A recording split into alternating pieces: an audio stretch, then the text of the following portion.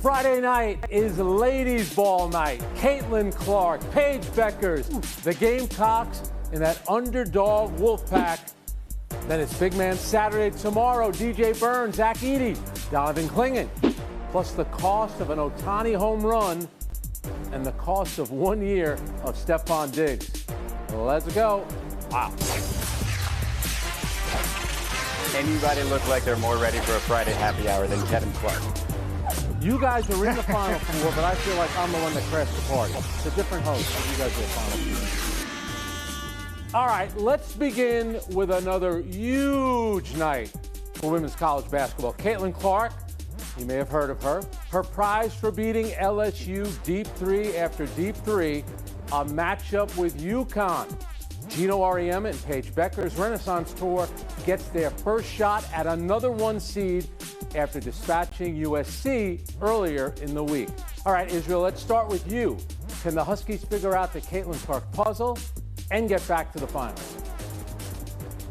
Yeah, well, I think what a lot of people look at when they talk about the Huskies is their lack of depth and their ability to sort of do this with essentially 6, maybe 7 players here. And they did it against USC, yes, but you saw toward the end with a lot of those missed free throws, it seemed like they were fatigued. USC and Iowa play different styles of games. Iowa will be a little bit faster. Iowa will be a lot more perimeter oriented. And to me, and this is a lot of people, and I was one of them, was critical of Kim Mulkey and her defense, or her team's defense of Caitlin Clark. What we're going to see is a very difficult call here by Geno Auriemma. Do you pay extra attention to Caitlin Clark? Do you blitz her? Do you force your team that doesn't have much depth to really run around on defense and play frantically? That is probably your best chance to get the ball out of Caitlin's hands, to maybe confuse that team a little bit. But is it your best chance as UConn to continually do that throughout the game and succeed?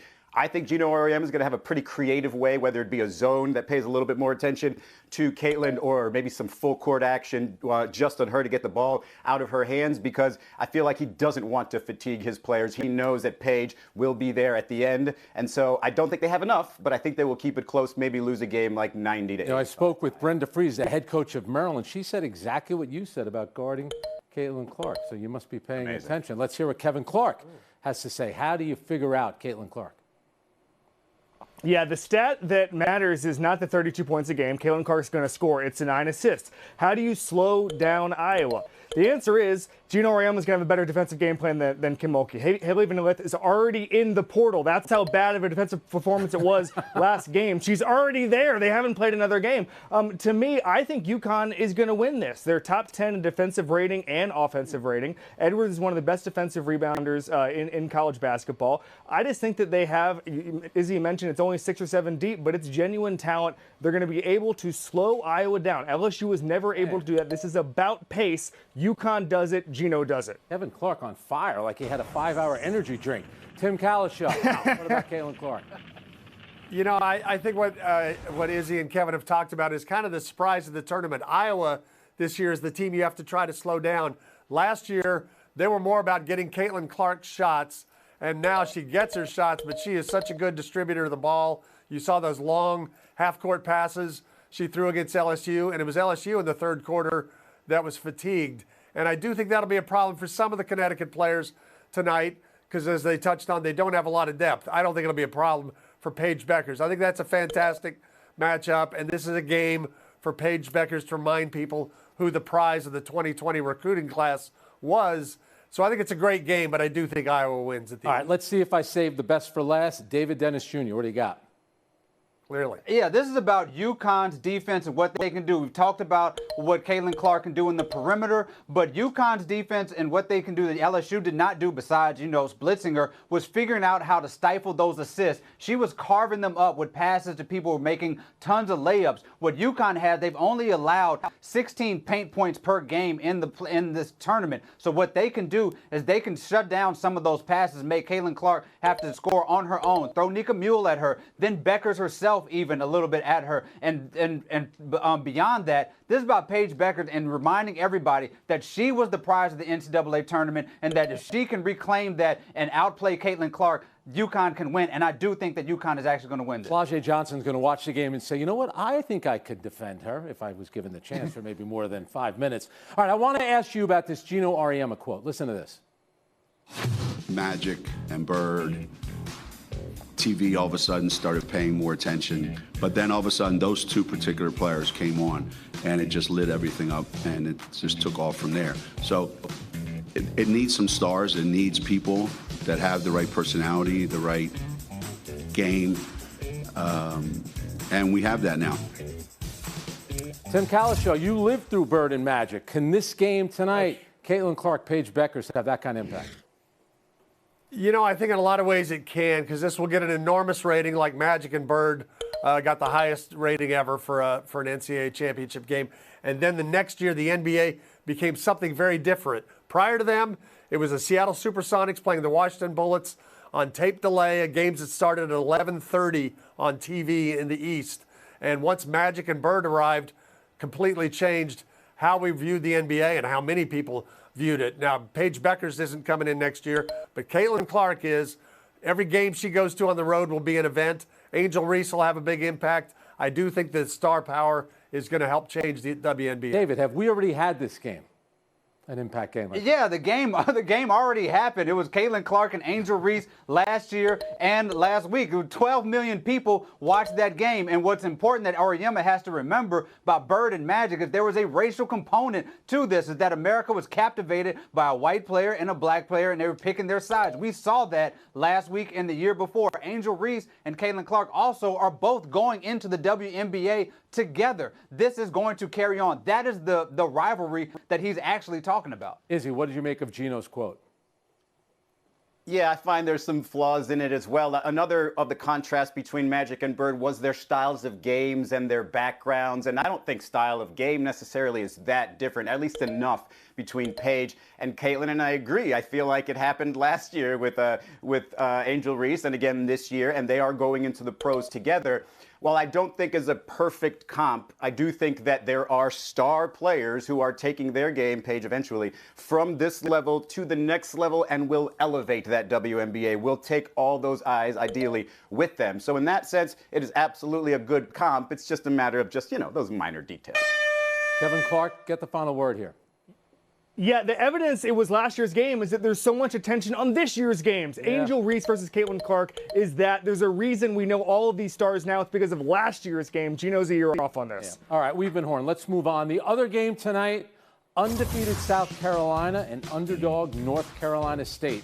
The Gamecocks won their first two games by 40-plus points, but kept Indiana and Oregon State around in the last two wins.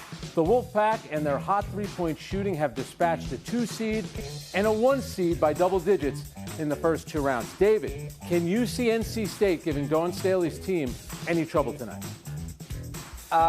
Sorry, no, I don't. The only team that's been giving South Carolina trouble has been South Carolina, and the way that they've sort of lost attention in these games. They've given up 13-point leads in 4 out of the last 6 games. That's just self-inflicted wounds. 33%. They were taking bad shots against Oregon. It's like they just wanted to end the game once they got the double-digit lead. Seems like they're not taking it as seriously. They have 155 bench points in this so far, and nobody has even half of that. There's just too much depth on that team. Izzy? Yeah, I think this is Isaiah James' chance to continue her run for NC State. And if she is able to make life difficult for South Carolina, then maybe there's a chance. I mean, this is a player who averaged 16, maybe 17 during the regular season and hadn't given you a game less than 19 points in this tournament. But as we mentioned with South Carolina, if there's one problem, they fix it with somebody else. They play 9 deep. I think Cardoso, probably as a senior, as somebody who wants to sort of establish some dominance for that team, is going to have a big performance, going to come out of the gates really quick, and I think South Carolina eventually overtakes. It's amazing. We have an undefeated team as the undercard tonight at the Women's Final Four. Kevin Clark, NC State got any chance against South Carolina? Not really. When we talk about margin of error in sports, we're usually talking about defense, and South Carolina has that. They do not give up easy buckets. In the regular season, they were the best team in the country at 2-point defensive field goal percentage, 34%. So it's going to take a lot of threes. It's going to take a lot of prayers. I don't think they get there. I think they win big. Sounds like you're stealing David's notes. Tim Calishaw, last word. As the only panelist who was at the Final Four press conferences a year ago here in Dallas, South Carolina was a bigger favorite to go all the way last year, and they didn't get past Iowa. North Carolina State leads the tournament in fast break points. they'll make some runs and scare them. All right, the women's final is Sunday. Then you in get those South points Carolina. left. Can they run the table, get finish undefeated? Caitlin Clark, this will be her last game at Iowa. Can she win? UConn getting back to the top, or do we see NC State pulling off the upset? Tim, what do you got?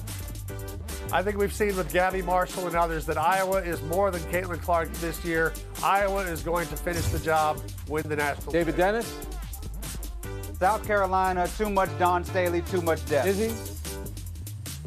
Iowa v. South Carolina. Iowa comes out on top. Kevin?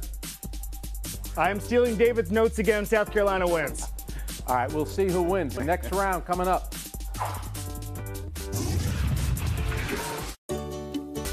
Welcome back to Around the Horn, coming to you from the Seaport. Brought to you by Grey Goose. On the men's side, let's start with the battle of the bigs. Purdue and Zach Edey against NC State and DJ Burns Jr. Can Burns slow down the unstoppable Edey? And can Edey somehow stop that light-footed DJ Burns revolution? Tim Kalishaw, how do you think this shakes out tomorrow night? Well, I don't think North Carolina State is going to bother with Burns trying to cover Edey. They don't want to get him in foul trouble. They've got other bigs, Diarra and Middlebrooks, who can get into foul trouble. But I do think North Carolina State can cause Edey problems at the other end. Burns spins on people, and he's got a variety of moves and great hands. And they're a great defensive team. They took Marquette completely out of their offense. I think they keep it a game. North Carolina State makes it a game. David? I think North Carolina State needs to throw everything they can at Edey, including Burns. This Purdue team, a lot of people are focused on UConn. They've been blowing out teams by an average of 21 points per game, right below where UConn was. And Edey is averaging 30 and 15 through 4 games, the fourth person to do that in 70 years. There's too much Edey, too much Purdue for this NC State team. Izzy, what about NC State? They've won 9 straight winner-go-home games. Can they make it 10 tomorrow night? You think DJ Horn is mad that he can't even be the most famous DJ on his team? I mean, he is their leading scorer, not DJ Burns. And I do think that DJ Horn probably is the key here. They're going to need to shoot the lights out to probably beat Purdue. They didn't really do that in the last game, but they didn't turn the ball over a lot. I anticipate a few more turnovers against Purdue, which means they're going to have to score a lot more. I don't think they can get Edey out of the paint, even with DJ Burns, so I think Purdue takes it. Kevin Clark? You're witnessing history. I cover the NFL, but I'll be the first NFL reporter to talk about DJ Burns without randomly theorizing he wants to go play left tackle next year. He's a very good basketball player, but that won't be enough. These point spreads on Saturday night are the 2 biggest point spreads in the semifinals since 1998. There's a reason for that. These are 2 dominant teams in Purdue and UConn. Zach Edey has outscored in the paint 2 entire opponents by himself. That continues. NC State just doesn't have the horses to go. Purdue wins big. Well, since you brought up football, I actually spoke to Dwight Burns Sr. this morning. He was a tight end at South Carolina State. Can the son play football, you think, at the next level? Give yourself a point. Good point. Everyone else disagrees. What do you think, Kevin? Can he play? I mean, if he wants to, but he's a pretty good basketball player. I mean, like, I think every scout looks at anybody who's over 6'7" and can move and say, let's put pads on him. But I think he's got a future elsewhere right now. I love him. He's the face and the body of the men's NCAA tournament. All right, the other game Saturday, Alabama versus UConn. UConn's toughest foe so far. Let's face it, it's been the FAA. I think they've arrived in Arizona. Will Bama have the size to contend with Klingon? Can Bama keep shooting over 40% from 3? Izzy, how close can Alabama keep this one? Well, the brilliant Myron Metcalf gave me a stat about Alabama. He said they're 19-1 when they'd score 89 points or more. Only lost to Good Kentucky. sourcing. Problem is, UConn has given up 89 points or more 1 time this year. That was the St. John's in the Big East tournament, and they won that game by 5. UConn is too good, too deep, Klingon too long down there in the paint. UConn's going to take it. Kevin? I'm obsessed with this quote that Jeff Borzello got on ESPN.com today, where a rival SEC coach said if Alabama makes 15 threes, they'll have a shot. That's not good, okay? When UConn contested a shot in the last round, Illinois was 0 for 19, including 0 of 5 on 3-pointers. When they want to play defense, when they want to clamp down, nobody can score on them. They win this game. Purdue and UConn are just circling each other. They can only defeat themselves. It's not going to be close. Tim Kalishaw, you've been in the newspaper business for a million years. Do you have any sources? What do you got? I have no sources on this, but I did go to high school, the same high school, with Ryland Griffin of Alabama. There we go. Maybe 50 years apart. But Alabama has no chance. I'm sorry. They might make 15 threes. They would have to shoot at least 50 to make 15, though. And their big problem is they don't defend very well. They gave 100 points up to Florida twice and Kentucky. They gave up 117. Connecticut's going to rip through them. David, UConn has a 10-game winning streak in the NCAA tournament. No one's come within 13. Does Alabama have a chance? They don't. If I squint, I can make an argument for Alabama, who's first Ken Pop in offense, making a bunch of threes and making miracle happen. But that's about it. When Cleveland's been on the court, UConn is a plus 60 in this tournament. That defense is just suffocating anybody that comes near them. It's UConn and Purdue. This feels like a formality this weekend. All right, let's move on. And this is an interesting story. Remember the Shohei Ohtani, the home run, his first home run with the Dodgers a couple of nights ago? Well, the couple that ended up with the ball, they told The Athletic that they were quickly swarmed by Dodgers security and staff trying to negotiate a return for the ball to give it to Ohtani. The couple said they were actually split up and pressured, and they were told the team wouldn't authenticate the ball if they kept it. There's also a controversy on whether Ohtani even met with them. His interpreter saying he did, and the couple saying he didn't. It feels like Ohtani's got a little bit of a credibility problem. All right, David, what are the Dodgers doing here, and how can this whole thing go so poorly? The Dodgers are making a huge mistake. How do you get two people who catch a ball and separate them in interrogating rooms like they're Bodie and Poot from The Wire and you're playing good cop and bad cop? I do not understand this. This is another example of baseball, the Dodgers, Ohtani shooting themselves in the foot when this should be a great story about a superstar at this team, and it's been nothing but avoidable, ridiculous stories like this. Is he? If anybody should know how to deal with a mega star, it's the team in Hollywood. And when he has got this giant scandal that's brewing, although we haven't really talked about it in a while, this giant scandal that's brewing over him, you don't want to create these little mini ones here and there. You want the Dodgers fans not to give reason to dislike Ohtani, and so far you're starting in the wrong way. So I don't know what they're doing here. Give them whatever the heck they want for the ball, and end this controversy. I love it. You don't need any more. It's the biggest controversy that nobody's talking about. Kevin Clark? Yeah, I can't imagine what they're going to do for actually meaningful home runs if they're doing this for his first home run, which won't matter in the grand scheme of things. I do have some good news for Dodgers security, who it seems like they want to do a lot of work. They seem like they have a lot of time on their hands. There's a missing $4.5 million. They can go investigate that. Tim Calishow, the ball, they're saying right now they could probably get $100,000 for it. That's chump change for you. But what are the Dodgers doing here? Yes. Okay, let me say something first. The security people are sent out there initially to help the people in case others out in the bleachers decide they want the ball. Probably true. This happens at Yankee Stadium. It happens other places. Now, can the Dodgers control these security people? Did they go perhaps a bit too far, as David Dennis pointed out? Separate interrogating. Wait. I don't really think that was So called you're saying you're okay with what the Dodgers did? Initially, yes. They just went a little too far. And the Dodgers even said, we're willing to give more if they need more. He's supporting maybe a glove. Being interrogated and split up. So guess what? I'm going to split you up, and I'm going to split Kevin Clark up. And we got Izzy. He was right there for you, Tim. And your sources. Izzy and David in Showdown.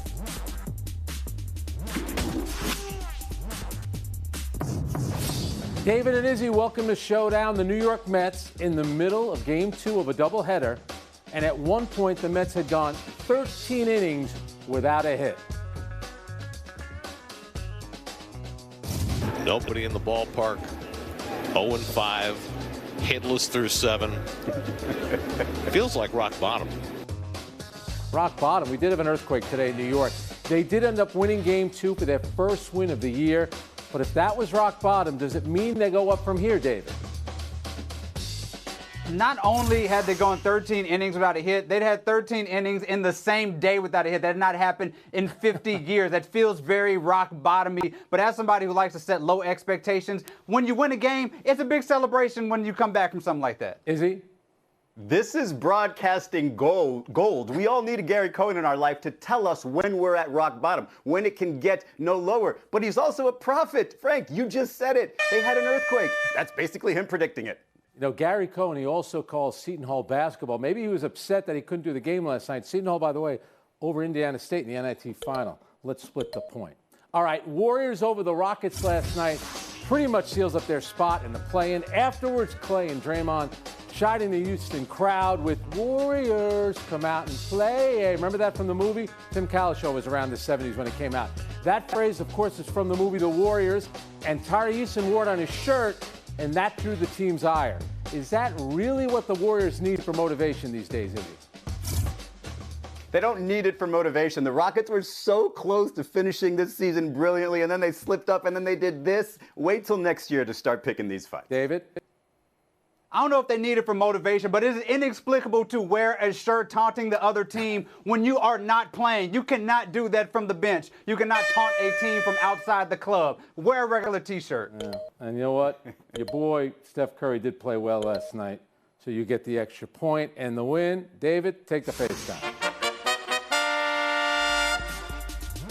Yes, this is a huge sports weekend. A lot of people watching the Final Four. I will be too. But you know what else I will be watching? The biggest weekend of my year, WrestleMania 40 in Philadelphia. God. It'll be a little cold, but it'll be a lot of fun. I'm prepared. I have my Booty-O's lunchbox. I have my Jade Cargill action figure. I am ready. As far as predictions, The Rock, Roman Reigns are winning on Saturday. If you smell what David is cooking, WrestleMania, baby. Izzy, I Talk about apologize for that. prepared. 71.5 hour break. Tony's back on Monday. Enjoy the games tonight.